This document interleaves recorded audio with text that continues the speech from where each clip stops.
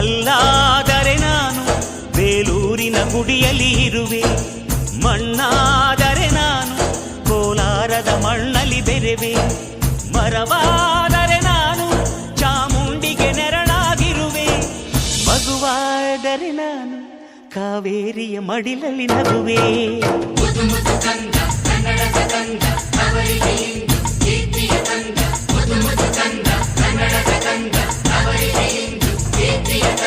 ಕಲ್ಲಾದರೆ ನಾನು ಬೇಲೂರಿನ ಗುಡಿಯಲ್ಲಿ ಇರುವೆ, ಮಣ್ಣಾದರೆ ನಾನು ಕೋಲಾರದ ಮಣ್ಣಲ್ಲಿ ಬೆರೆವೆ.